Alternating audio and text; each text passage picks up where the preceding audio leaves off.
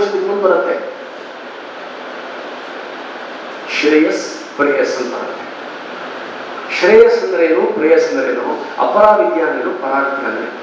I think once we understand the fundamentals of our Sanatana Dharma, of our culture, I think we'll be able to relate to our life's challenges better. ವಿದ್ಯಾರ್ಥಿಗಳಿಗಾಗಿ Sharada Vilas college of ಫಾರ್ಮಸಿಯಲ್ಲಿ ಇವತ್ತು induction ಮತ್ತು orientation ಪ್ರೋಗ್ರಾಂನ ಆಯೋಜನೆ ಆಗಿತ್ತು. ಈ ಕಾರ್ಯಕ್ರಮದ ಉದ್ಘಾಟನೆಯನ್ನ ರಾಮಕೃಷ್ಣ ವಿದ್ಯಾಶಾಲೆ ಮೈಸೂರಿನ correspondent ಆದಂತ ಶ್ರೀ ಮಹಿಪಾನಂದ ಜಿ ಮಹಾರಾಜ್ ಅವರು ನಡೆಸ್ಕೊಟ್ರು.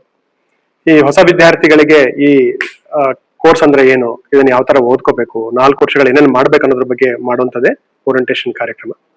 ಈ ಕಾರ್ಯಕ್ರಮದಲ್ಲಿ ಅತಿಥಿಗಳಾಗಿ ನಮ್ಮ ಸಂಸ್ಥೆಯ ಕಾರ್ಯದರ್ಶಿಗಳಾದ ಶ್ರೀ ಗಣೇಶ್ ಸರ್ ಇದ್ರು. ನಂತರ 100 ವಿದ್ಯಾರ್ಥಿಗಳು ಹಾಗೂ ಅವರ ಪೋಷಕರು ಸಹ ಇದ್ರು. ಇವತ್ತು ಇನ್ನೊಂದೇನಂತಂದ್ರೆ, ನಮ್ಮ ವಿದ್ಯಾರ್ಥಿಗಳೇ ಮಾಡಿರುವಂತ, ವಿದ್ಯಾರ್ಥಿಗಳಿಗೋಸ್ಕರ ಮಾಡಿರುವಂತ ಒಂದು ಹೊಸ ಚಾನಲ್ ಕ್ಯಾಪ್ಸುಲ್ ಕ್ಯಾಸ್ಟ್ ಅಂತ, ಅದನ್ನ ಅವರು ಇವತ್ತು ಬಿಡುಗಡೆ ಮಾಡಿಕೊಟ್ರು. ಇದರ ಉದ್ದೇಶ ಏನಂತಂದ್ರೆ, ಇಲ್ಲಿ ಹಲವಾರು ವಿದ್ಯಾರ್ಥಿಗಳಿಗೆ ಕೆಲವು ಅನಿಸಿಕೆಗಳಿರುತ್ತೆ, ಅದನ್ನ ತಿಳಿಸುವಂತದ್ದು. ನಂತರ ಸುಮಾರು ಚೇಂಜಸ್ ಆಗ್ತಾ ಇದೆ ಈಗ ಕರಿಕ್ಯುಲಮ್ ಅಲ್ಲಿ, ನಂತರ ಸಿಲೆಬಸ್ ಅಲ್ಲೆಲ್ಲ ಅದ್ರ ಬಗ್ಗೆ ತಿಳಿಸುವಂತದ್ದು ಈ ಚಾನೆಲ್ ನ ಉದ್ದೇಶ.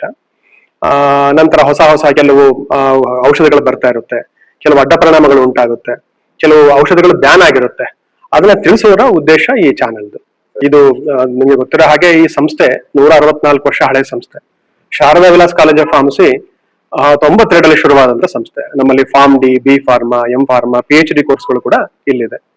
ವಿದ್ಯಾರ್ಥಿಗಳು ಇರೋದ್ರಿಂದ ಅವರು ಬರೀ ಓದಿಗೆ ಮಾತ್ರ ಸೀಮಿತ ಆಗದೆ, ಸಮಾಜಕ್ಕೊಂದು ಕೊಡುಗೆ ಆಗ್ಬೇಕು, ಸಮಾಜ ಸೇವೆ ಆಗ್ಬೇಕಂತ ಸುಮಾರು ಕಾರ್ಯಕ್ರಮಗಳನ್ನು ನಾವು ಇಲ್ಲಿ ಹಮ್ಮಿಕೊಂಡಿರ್ತೇವೆ. ಉದಾಹರಣೆಗೆ ಇವತ್ತು ಒಂದು ರಿಲೀಸ್ ಕೂಡ ಆಯ್ತು, ಆಷಾಢೋತ್ಸವ ಅಂತ, ಸೇವಾ ಇಂಟರ್ನ್ಶಿಪ್ ಅಂತ.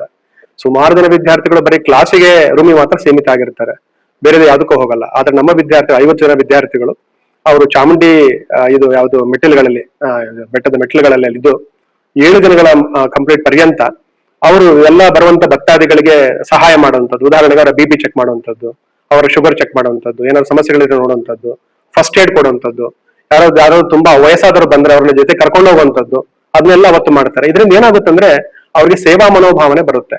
ಇಲ್ದಾದ್ರೆ ಏನಾಗುತ್ತೆ, ಬರೀ ಓದ್ತಾರೆ, ಒಂದು ಡಿಗ್ರಿ ತಗೋತಾರೆ, ಕೆಲಸ ಮಾಡ್ತಾ ಇದಾರೆ, ಹಣ ಸಂಪಾದನೆಗೆ ಆಗ್ತಾರಾಗ್ಲಿ, ಸೇವಾ ಮನೋಭಾವನೆ ಮಾಡ್ಬೇಕಂತಾನೆ ಉದ್ದೇಶ. ನಮ್ಮ ವಿದ್ಯಾರ್ಥಿಗಳು ಮಾಡ್ತಾ ಇರೋದು ತುಂಬಾ ಖುಷಿಯಾಗಿದೆ.